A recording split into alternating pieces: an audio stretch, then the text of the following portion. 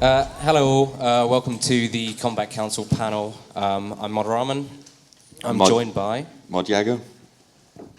Mod Days. And I'm Mod Cell.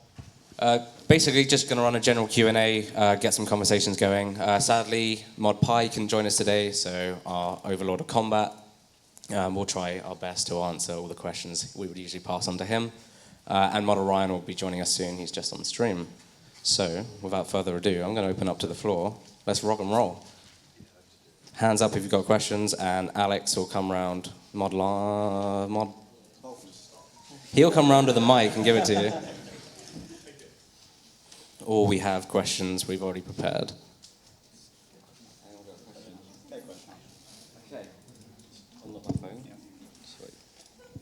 Okay, Mod Ramen. Has Solak been as popular as you'd hoped? I've had this question a couple times. Yes. Obviously, it doesn't look like a lot of people were playing it. A lot of people were throwing themselves at it and then dropping out. But RuneScape really needed a real end game boss to throw themselves at. They've been farming AOD for a year now. And all the other bosses, you know, you've got Virago. But then the top players who are pushing Enrage on Telos really needed something new to play. And that's like, we did the 7-man, it was originally 7-man, which is very difficult. It's very hard to find that amount of players. We've understood that that's one of the big issues of group content in RuneScape. So that's why we introduced the duo mode, and that really pushed the numbers up. So it'll answer that question, yeah, turned out well. What about the solo mode? I think if we were to do something solo, we would have to do another solo boss next, kind of give everyone something to throw themselves at. And then if people are still crying out for a Solak solo mode, then yeah, there's no harm in going back and trying to give that. The thing you've got to understand is it's designed as a group boss. You can't just go and say, cool, if one person goes in. We have to sort of tweak all the mechanics. We've got to make sure all the mechanics that were designed with duo in mind or 7 people in mind work and are still fun in a solo environment. So possibly, who knows? I'm not going to give an ETA because, yeah. Any questions? Would you consider solo and duo and trio rots to give more loot than just a single one? Because it's obviously more difficult, takes more supplies, and it's just an interesting way to approach the boss. I mean, it's a hard question to answer right here on the spot.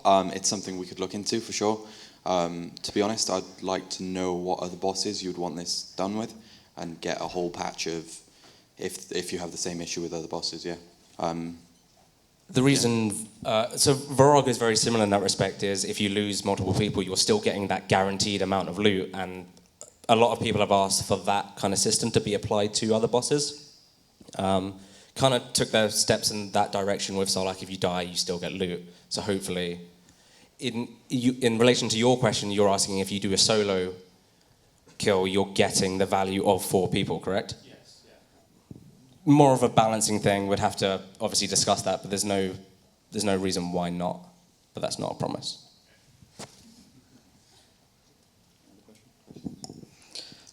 Hand up back. Oh, sorry. So this is probably a multi-layered question relating to the idea of a Reaper cape. So what's the progress in the Reaper cape and splitting it off from Comp cape? This is something we want to look into like in the next year. It's obviously an issue that we know faces some players, especially some people that struggle with combat. One of the ideas that like you might have seen introduced with Elite Dungeons is the idea of a story mode. This is a way that like players can enter these sort of fights, they can get their kill, but they don't get very good loot out of it. That means that like, you know, comp players can still keep their comp cape, but like they're not rewarded for it as much. And then like the PVMers who want to go for it can grind the kills, get really good loot out of it. So that's our general thinking in the area, but there's still more we want to look into it about, and we also want to throw it out to you. Like, what would you like to see? Like, if we made changes, what would you like to see out of it? Please let us know. I'd just like to say that also the current ownership of the Comp Cape and its current state also belongs to Timbo, so it's not something we can decide on specifically. But yeah, I think the general consensus is that people would like it to be split from the Comp Cape as a Reaper achievement. I know both Mod Days and I are keen to get that project, so hopefully in the next 2 months or 3 we might try and snag it. Don't know when though.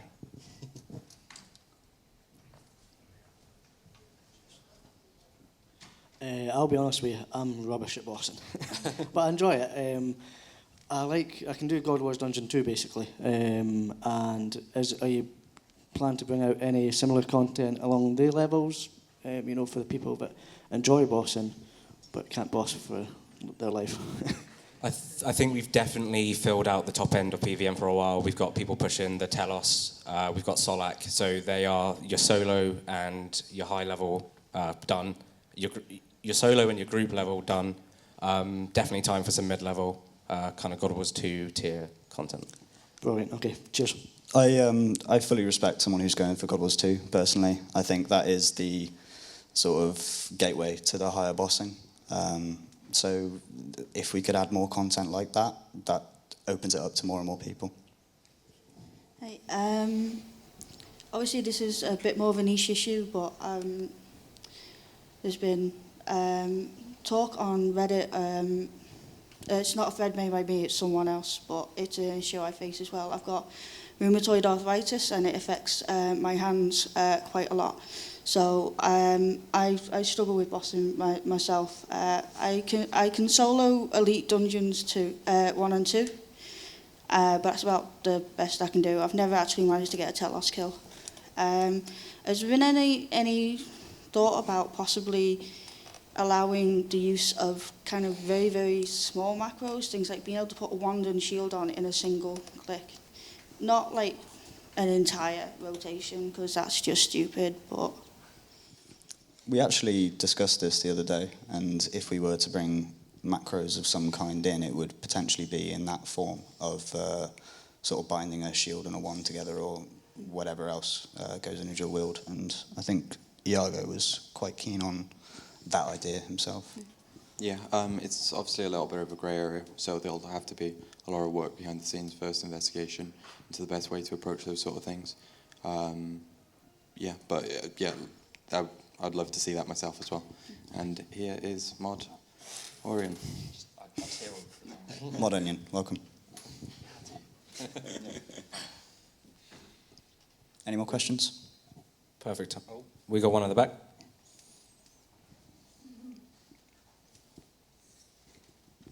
So if the T92 melee armor comes out with the mining and smithing rework, what does that mean for the consistency of elite dungeons where there's T92 of each combat style?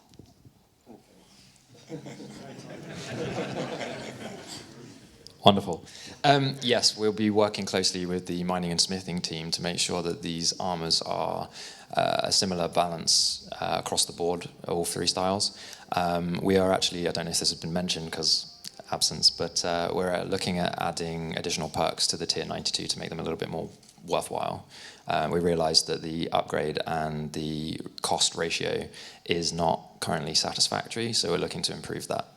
I hope that answers your question. Essentially, I've been working with ModJack to ensure that the tier 92 melee perks will be of similar value to the ones that we're going to give the elite Serenic and elite Tectonic armors. Is that okay? Excellent.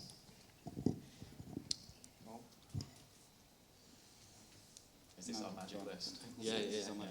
Any questions?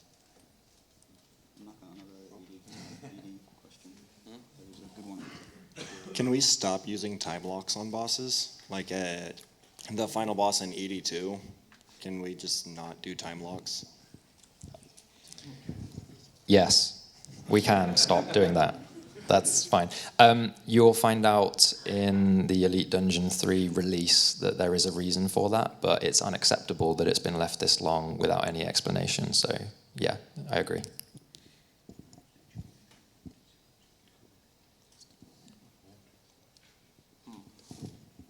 A question for Mod Orion. Do you think it's possible to design a boss for which the absolute meta would be to use melee instead of magic? And what about ranged? Oh, God. Okay, so unfortunately, melee in any MMO is the bane of any combat designer, especially when a lot of the combat styles are so homogenized to the point where a range or a mage character could do exactly what a melee character can do, but from further away. There are ways to alleviate this with certain boss mechanics, and that may mean playing to melee's strengths, the few that it has, and that's our fault. We've let that happen over the years, and we will look to rectify that, but slowly over time. And that might be things like running around the boss, avoiding things, but only being able to attack the boss in a short cone. For example, a shield that covers 270 degrees of the boss, and that means that any combat styles that are reliant on channels, which thanks to the mutated melee abilities is not necessarily the case with melee, and hopefully those will become more accessible in the future as well. That plays to the melee strength of being able to attack while moving around a boss quite nicely. You've also got the mobility of melee. Yes, of course, essentially range and mage don't ever need gap closers because the gap closing is inherent in every single attack that you do. You can be 10 tiles away from an enemy and still hit them, no problem. Melee struggle at that, obviously. And with things like Bladed Dive and Barch, and especially Mutated Barch if used correctly, these can provide the extra mobility for certain mechanics that must be designed with those in mind. The issue that we have is in RuneScape, not only can you switch styles mid-combat and just equip a new weapon to access Bladed Dive, we actually have to ensure that certain things like defensives work with certain weapon types. You have shields that allow you to do every single defensive ability in the game. This may have been a mistake on our part. We're probably not going to change that, but that means that retroactively tank armor is now somewhat useless. If defensive scaled with tank armor, you'd have a nice extra fourth pseudo style to the game also. So yes, it is possible. Yes, it is difficult. And we have to figure out the middle ground between making melee fun in a boss fight and not hindering the other two styles. We have methods of doing that, and I plan on making one of the bosses in Elite Dungeon 3, the Shadow Reef, be an example of that. So watch this space. It was a long one.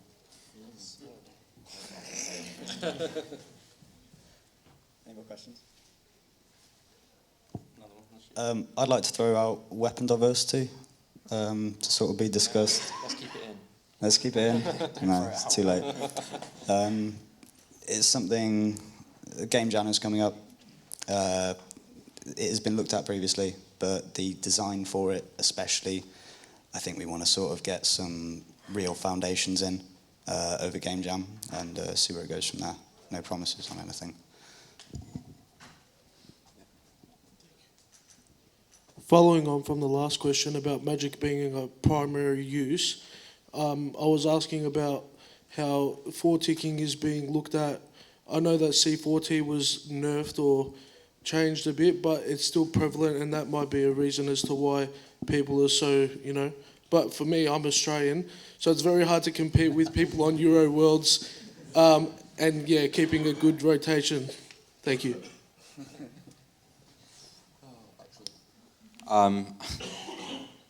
We probably won't make any more changes to 4-ticking. And on that note, for people asking for a similar option in melee and range, that will not happen. We do not want to homogenize at all. So we're strafing away from that as much as we can. Yeah, so answering your question again, yeah, we probably won't make any more changes to 4-ticking.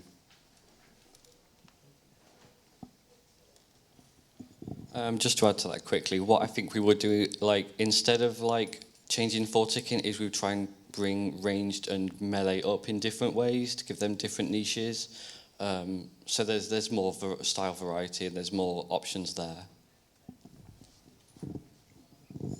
Something old school do really well, and we appreciate that, and I'm sure some of you know, is they have very specific weapon niches. And this, I'm not too knowledgeable about old school myself, but I know there are certain weapons that are best in certain areas and not in others.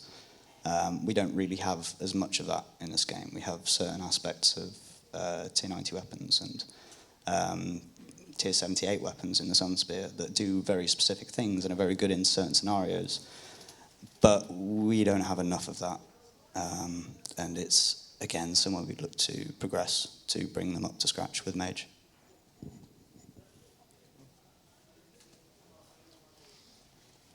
Come on, mate. It's been a long day. So you've said that you're done with higher level bossing for now, but people will eventually start to get bored of Solak. How much harder do you think bosses can reasonably get without pushing into above tier 99s?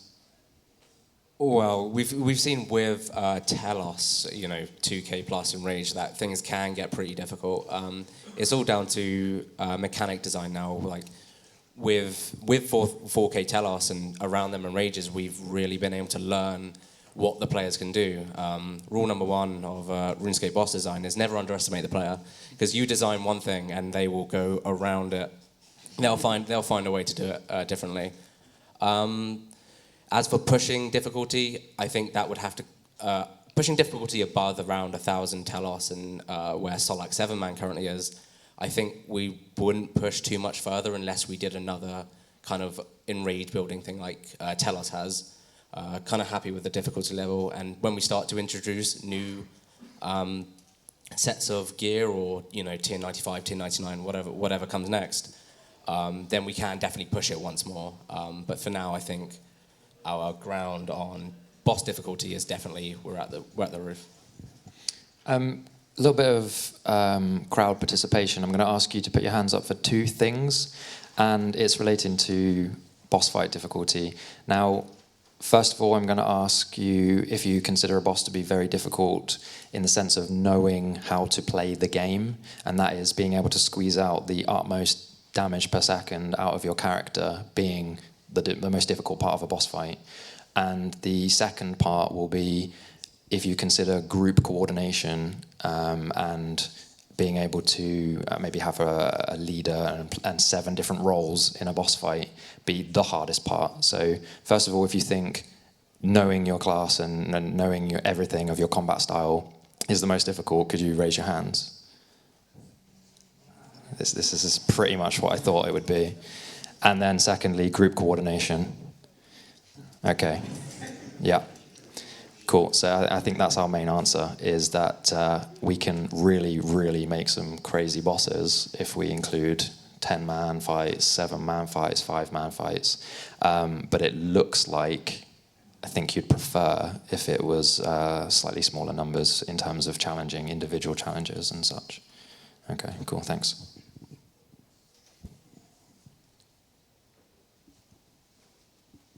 Early game and free-to-play bosses are, and the combat system in general is a bit really tough and overwhelming for new players to get to grips with. Are there any plans on implementing things so you can actually get people familiar with this combat system? And also, I think personally it would be good to have some of the lower level pay-to-play bosses available on free-to-play, just because there's literally not much for them to do whatsoever, and the content is very limited. So have you guys got any thoughts on that? Me and Rahman were actually discussing this a few days ago. Something we'd like to do is look at introducing a new free-to-play boss, which is basically designed around teaching you like the core mechanics that you'd expect to encounter in like future bosses. So like this is stuff like dealing with like stuns and bleeds, movement, all those sort of things that you come to expect at like the later bosses. And then something like we were toying with as well is actually like locking it so this boss is only available on free-to-play. So if any members want to fight it, they have to actually come to free-to-play, and they can only wear their free-to-play gear. It'd be really interesting to know what your thoughts are on that, because it's a nice way of keeping the drops valuable to free-to-play, and like members can stay and they can focus on the bosses they want. Otherwise, we will get that try-hard dude and Tectonic who is just slamming, making money. I'm going to prestige. I'd like to say, on any of these sort of feedback points that are open to you, you can tweet any of us, and we'll pick them up from there, as Flew have Twitter. If not, I don't know, send mail. And we have done quite a bit of work recently on the Combat Academy. We sort of reworked that from the ground up and really tried to introduce players to something reasonable to learn, but at the same time useful. So obviously our game is really complicated, and to give them everything at once that they would need at high enraged Talos would be way too much.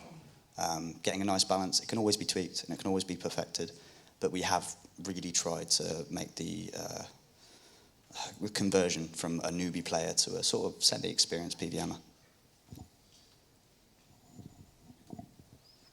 I think, following on from what you're saying about group sizes and trying to get groups going, I think with Elite Dungeons you've stumbled across like the absolute perfect numbers of just kind of 1 to 3, where it's completely optional any of those 3 numbers. Because I've been doing bossing for a few years now, and I've never found it easier to get a group going than with Elite Dungeons, because if you've got one person and you can't find a third, you just go anyway. And if you can't find anyone, you just go by yourself. And if you get to 3, well, you're happy you're doing, you still just go. With it being kind of, you can do it with any of those 3 numbers, you just get what you can and go. It's the perfect range. That sounds fantastic. Yeah, that's exactly what we're aiming for. Giving solo players a challenge and making boss fights scalable, not in mechanics, but due to the innate difficulty of not having 2 extra friends there, was the ideal for us. It means that there's a little less balancing and a little less tweaking and a little more churning out fun boss content. What we'd like to do is potentially, I mean, it's not coming anytime soon, but what we'd like to do is make it easier to find a group, because our group system is, I would say, dated and clunky, but those would be very horrible words to describe a system that one of our friends implemented. Essentially, yeah, I mean, I really appreciate that. It basically comes down to my one issue with the group sizes of Elite Dungeons from a personal point of view is that duo is not as rewarding as it should be, and we will look at making the dungeon know that you're in a duo and award loot accordingly for the 3rd dungeon, and that will be retroactive to the previous 2.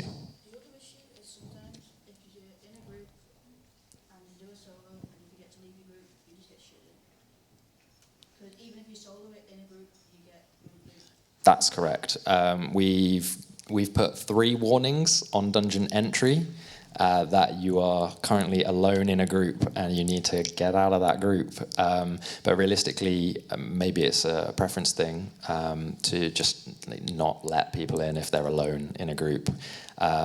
It's easier for us to detect whether you are in a group or not than to count the number of players. But I think if we move to the duo addition to the drop table. Yes. Every time you go into the 2nd dungeon, you have to discard your progress. You have to discard your progress going into the 2nd dungeon, because the first one teleports out and it just wipes your progress. In the first one, but the 2nd one you can teleport back in to. You're go completely back around. right. Yeah. So you get used to discarding. You get used to discarding your progress, so you just fly past the warning thinking you're just discarding your progress. Yeah. So you don't read it. This week we combed through a list of 50 minor open bugs for the entire Elite Dungeons project. We closed a bunch of them because we accidentally fixed them before. But that is one of the open jobs that we need to do and that will be addressed for the next update. So thanks for reminding me.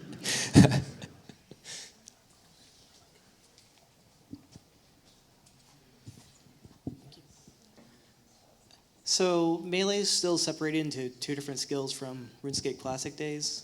Is there any reason or any change plan to make it like one skill or adapt one of the skills to something that's more fitting for RuneScape 3? I would hand that question over to ModPie, but he's not here. So I would say it's a very difficult question to answer, but a very valid point.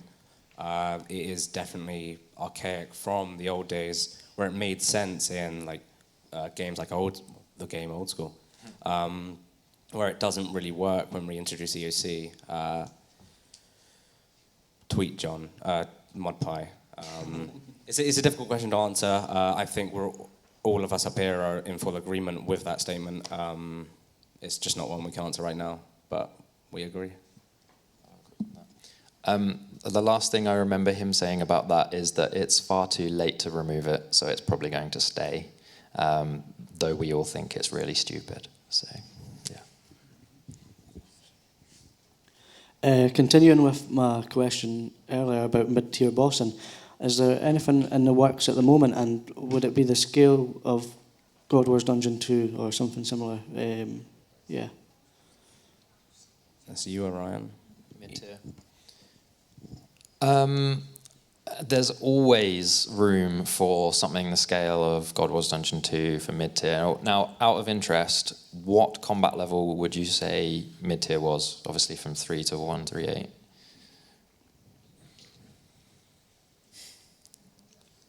Anywhere from 100 to 130. It's a big spectrum. A lot of people would argue that anything below 99 is mid-tier in... Or is it actually just personal skill level? I think sometimes it's to do with mechanics. Sometimes people struggle with mechanics. Sometimes I do because I'm sometimes bad with them. So I think that might be something to maybe look at. I don't know how you feel, but yeah, definitely maybe the amount of mechanics or just something to do with that anyway. So. Personally, from my own experience, I'd say that about 120 combat was the mid-tier. I've really I've progressed through a maxed account and I've sort of followed it up on a secondary account.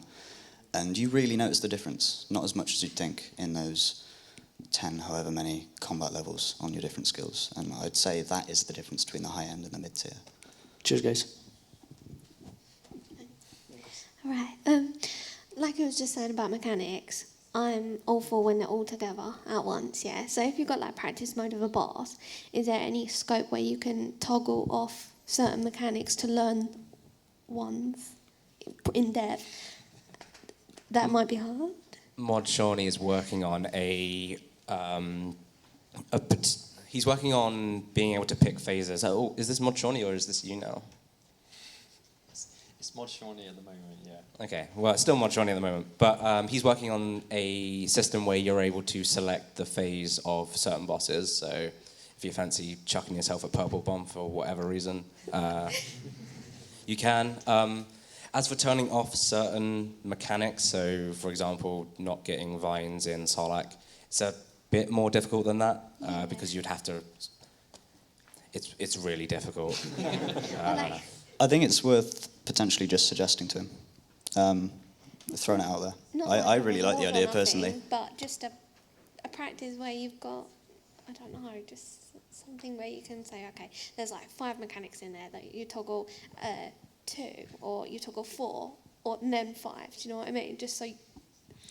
There's 2 parts to this answer, and the first part is that it's absolutely extremely difficult to do to the bosses that already exist. But any new bosses that we create with that in mind, be that a new solo boss or a new God Wars dungeon that has, God Wars Dungeon 2 plus mechanics, it's actually very simple to do. It's just going back and doing it to the 18 to 30 bosses that we have in the game right now. Going forward, it's definitely something we can think about because we've all looked at boss code here and toggles are a thing, and it's not impossible. It's just I would hate to do it on Virago or or tell us, I guess. Yeah, no, thank you. Question back to you about that is, would you rather be able to have only just one mechanic which you could play over and over with the same damage output from the boss, or would you rather all 5 mechanics with a really low damage output? Because that's easier. That's a practice mode. Yeah, that's a story. We can make practice modes a lot easier, if that's a thing. I think practice modes still output the same amount of damage, right? Currently, yes, they do. So there's practice mode and then there's story mode, which we've introduced with Elite Dungeons, which is basically everything is absolutely nerfed. Did I mention that we're changing story mode? If you were watching any of the stream earlier, you probably weren't, because that's where I was and you were here. So we're nerfing story mode in Elite Dungeons to allow more players to access the story content side of things and gain the attunement to the next dungeons, as it were. It was 33% of incoming damage, that's now 10%. So a story mode for new bosses would be very welcome. We talked about story mode for Solak as well. Oh yeah. Yeah, so to allow compers who aren't necessarily PVM heads to regain their cape. And it shouldn't be too difficult to do again in future bosses. This also comes back to the earlier point raised about the Reaper and Comp Cape. If we decide to go with this direction, maybe it's a possibility that we don't need to split the capes. Not saying anything, but it's another direction. Answering back to your question, either it won't mind.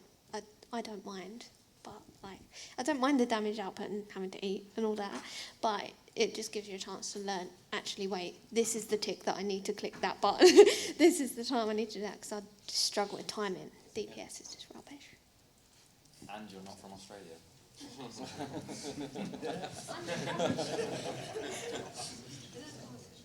When developing new combat content, what do you find is the biggest limitation, whether it's the engine or the mechanics or the presence of items or abilities that might exist? Oh man, that is a big question.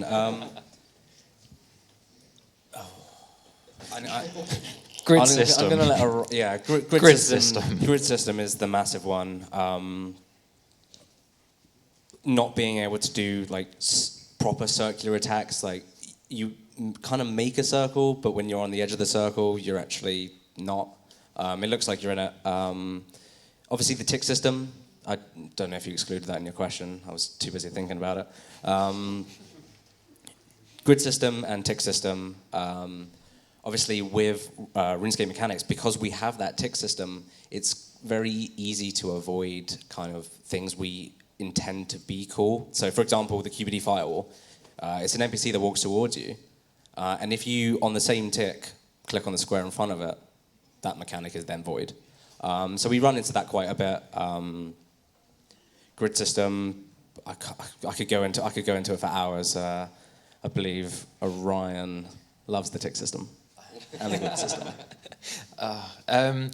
Yeah, you're looking at things like radial checks and cone checks, and even things like, is this creature looking at me, is a lot more difficult to do in our engine than in other more modern game engines.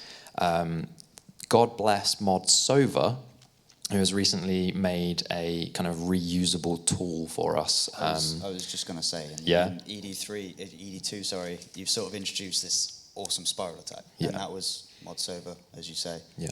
And that's the kind of stuff that is still capable of being done in what our game is. Yeah, so just because we work with squares doesn't mean we can't do circular math. It's just a lot more restricted.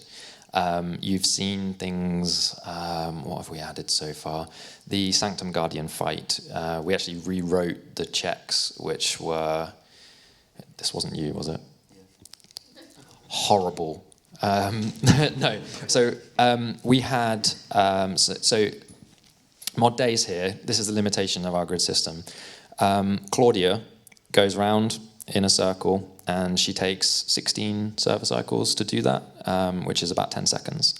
And there are custom rectangles which Mod Days has had to check for to see if any players are in those things at those times.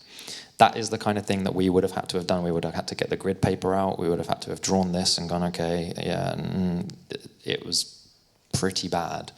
Sorry. That's absolutely fine.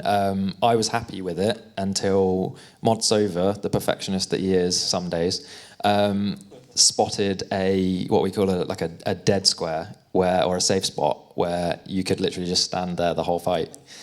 So if you're ever doing Claudia and you want to cheat the system, find the little square that you have to stand in. Yeah, it doesn't really do any damage anyway. So obviously when we introduce something that hits for like 8,000 life points, we kind of want to make it count. So that took a day of Modsover's life, basically from like 7 a.m. till 7 p.m, writing in this circular math for RuneScape's grid system. And that was content, not engine. And this is obviously, otherwise you wouldn't have got it until 2021. But it means that we can now say, oh, okay, there's a spiral attack that goes around on Blackstone Dragonfight using that exact same code. The Conal Blast from the Sanctum Guardian now uses that exact same code, and I'll upload a GIF from our Confluence page, our like documentation page, where we spawned a load of cabbages to show exactly what tiles would be hit. And yeah, we can show the mini map of it and how accurate it is now. I'll upload that probably Monday. Just look for it. And all of the different mechanics that we can do. Maybe I'll just upload all like 16 variations of it so you can see the kind of cool stuff that we can do now. That includes things like having ripple rings. So you might have a boss that jumps up, a la Virago in a way, and smashes back down, and then a ring around will do shard damage, like coming out of the ground, and then another ring will come up, and then another ring will come up, and you have to like surge to the middle and then come back out. And we can do this now because of one simple thing that a JMod made, and we've all contributed to the combat system in this type of way before, and it just means together we can like design and make these awesome bosses. I can't remember what the question was anymore. The difficulties, right? Yeah, over time we're making it simpler for ourselves given the tools that we have. We all run into problems. Raman here made a wonderful check for us that if you're on any boss and you take any damage when you're in Death's office, it stops you from dying, because the number of boss fights we've released where you get hit and then hit again after death, yeah, that's our fault. But this man here took a few hours out and made like a catch-all for that. And the more things we do to the system, the better the bosses will become, the safer they'll become, and the easier it will be to develop. I think that pretty much covers it. Yeah, so a while ago I picked up bossing, but if I see like veteran players putting up a lot of hours in bossing, I would wonder if it's possible that if you consume food or other potions that you can in practice mode get them back, because you put like really a lot of money in it and you don't get anything back from it. And if you really want to perfect a boss, then you have to put in really a lot of time and really a lot of money. So no, I'm kidding. No, it's definitely a valid opinion, a valid question. I mean, if we were to change it, what we would have to do is we'd kind of give you a kind of lesser version, let's say a weird funky overload that didn't really mix properly, or some sorrow brews that don't heal you fully, but they are given to you when you go in. I think Mudshawny might have done something like that. We do have that with Shattered Worlds. Yes. Yeah, we've done that with Shattered Worlds, where you can go in, you can get like a loadout we offer you. It's not as good as the stuff you would usually get, but if you are learning practice mode and you kind of want to bring your own stuff, then that option will obviously still be there. Bring your replenishment parts, your enhanced Excalibur, because in these boss fights you do want to remember to use them. You want to bring your ring switches, whereas if we were to offer a loadout, the best we would we couldn't make a version of all them items for you. It would just have to be limited to potions, food, and that's it. That is a hypothetical, as long as Shawnee's sort of, yeah. If Shawnee's done that, great. Again, it's something we can suggest to him with what he's working on. Do you really think you should be able to practice and perfect the bosses for free? You've answered it for us. That's fine. Yeah, it's a difficult one. Obviously, if you throw yourself at a new boss and you're just dying over and over, in most other games, all you're really losing is time. Whereas in RuneScape, you're losing charge. You have to do reclaim costs from death. You've lost your supplies. You've just pack yak a super bruise. You lose quite a bit. Especially if you die in Death's office. Yeah, you lose a lot more, but that's all right now.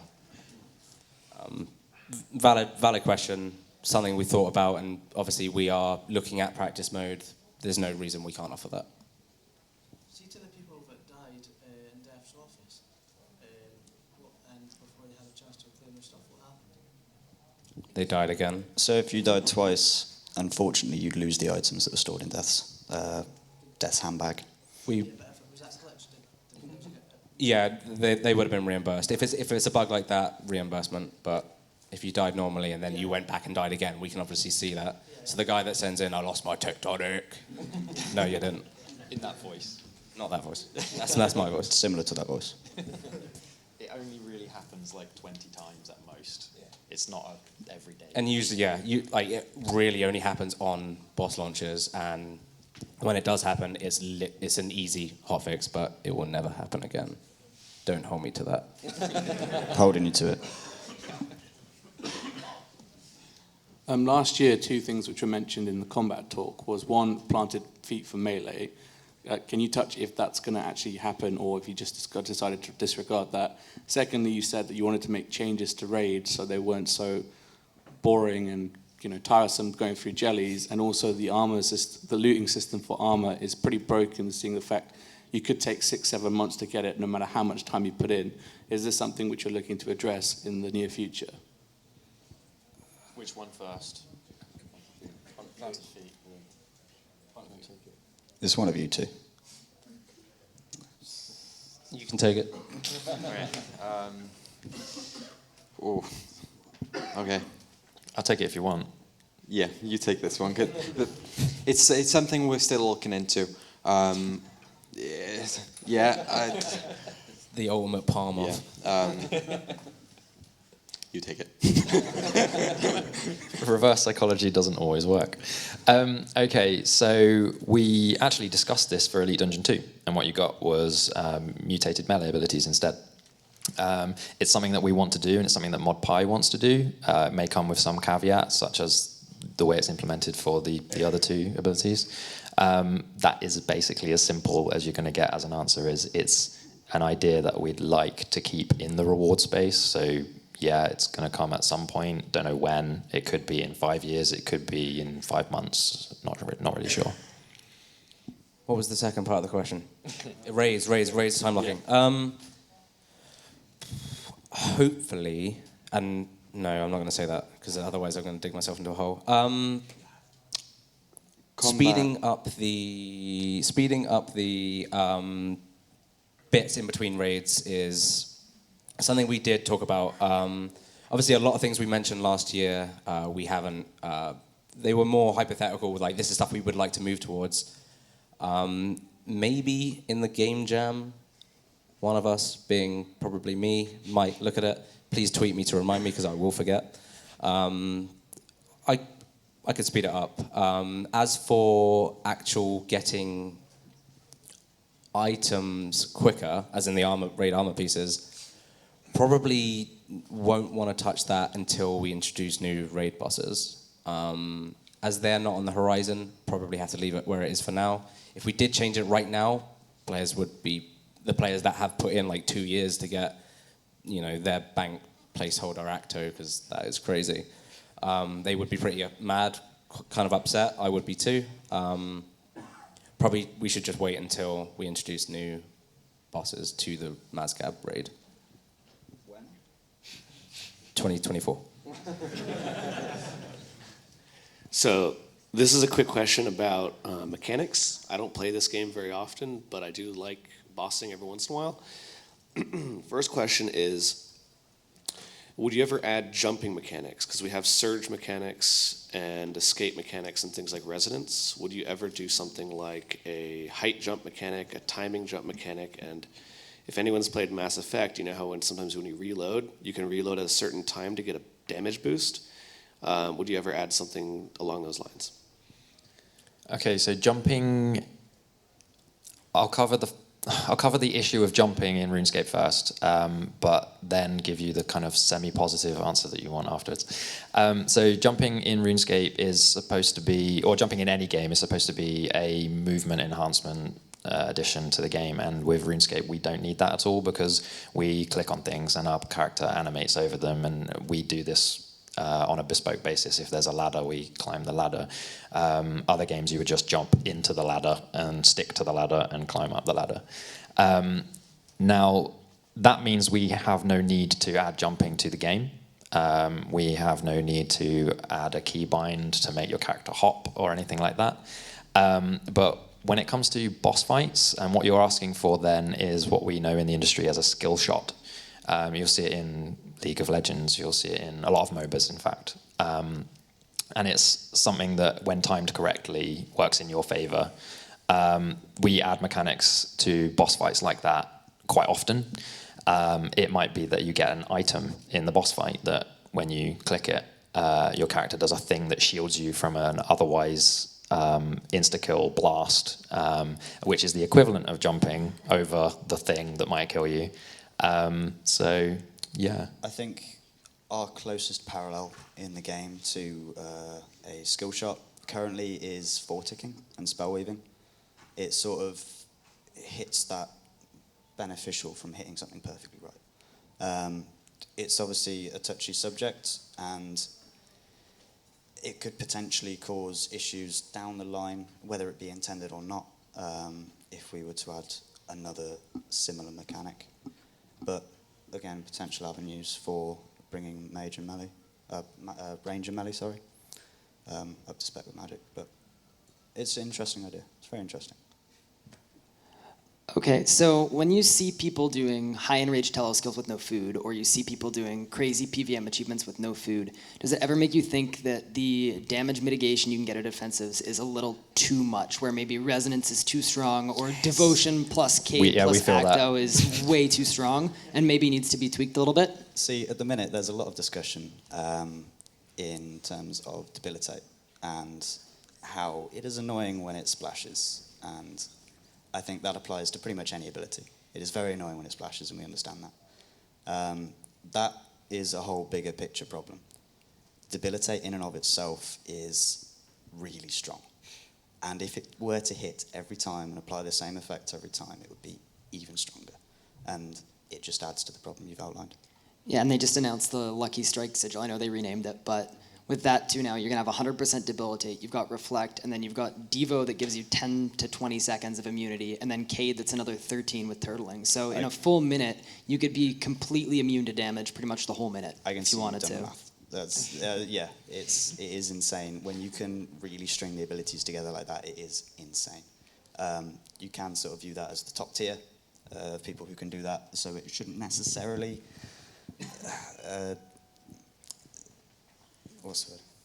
it shouldn't affect the lower tier players in such a negative way that we have to nerf it to the ground. But it's definitely something to keep in mind. I think one of the biggest issues with this is actually, like, if we made changes, they would just be like straight up nerfs. Like, if we reduce the effectiveness of resonance, for example, that is just a straight up nerf, which wouldn't really go down well with the majority of people, because most people can't push 4K telos. So realistically, what we'd have to do is we'd have to group that in with like a wider rebalancing. So we'd look at like all abilities as a whole, and maybe like we address everything in one go, and you see like a big rebalance, and then that you can relearn from there. And that's probably how we'd have to realistically address it. As a general rule of thumb with just about anything is that we don't like to take away without giving something back. As soon as something is perceived as a nerf, even if for the health of the game, it creates a negative stigma around that update or patch or whatever it is. What about Dark Beasts? Oh yeah, like dark beasts. Yeah, dark beast is a perfect example of this. So with the release of Slayer 120, they're a level 90 Slayer creature, and we increased like their health by about 50% and their max hit by 100% to where they should be. And the outrage that caused meant we had to revert it within a week. So we have to be so sensitive about these issues. I guess at the same time, like sometimes it's worth taking the hit on the short term for the long-term health of the game, and I guess that's something that you guys get to look at. Yeah, it is. Again, though, it needs to be done very carefully. You are a minority. In that opinion, you are most definitely a minority. We all agree with you. We're coming to a close, are we? Shall we take one or two more questions? Two? Let's do two.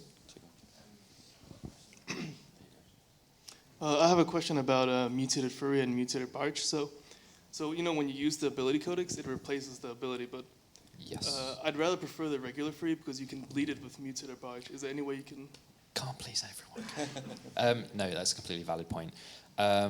It would take a minor rewrite to add it as an additional ability. Because it's an override, I mean, it's completely doable. And maybe we should have given you the option to use both. It does crowd the spell book slightly. It's not a massive problem. Yeah, it's pretty crowded already. Yes, all I can say to you is your concern has been noted. Thank you. Thank you.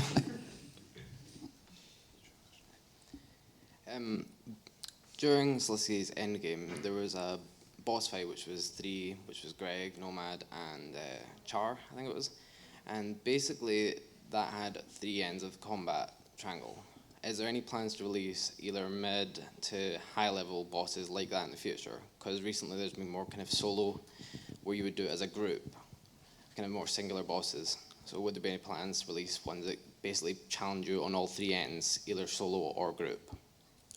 That would probably have to be a group boss. Making a player bring all 3 styles in their inventory is a massive ask. It would have to be a council fight of some sort. That's basically my answer to the question.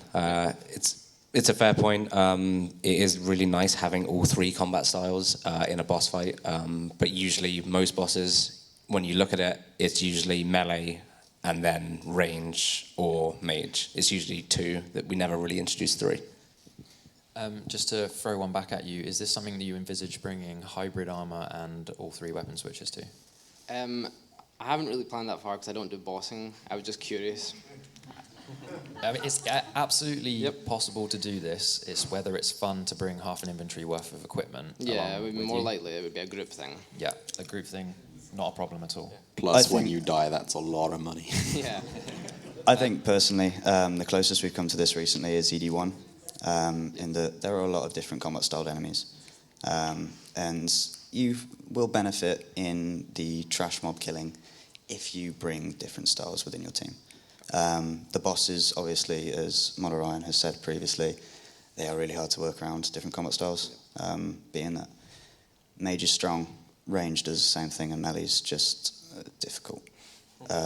So there are imperfections in ED1, but I think that is the closest we've come to being able to sort of introduce all 3 roles. Are we ending it there? Awesome. I appreciate everyone coming, asking questions, coming to listen to us. We will stick around. I believe the bar opens in half an hour. So we'll be here for half an hour and then to the bar. Thank you. Thank you, everyone.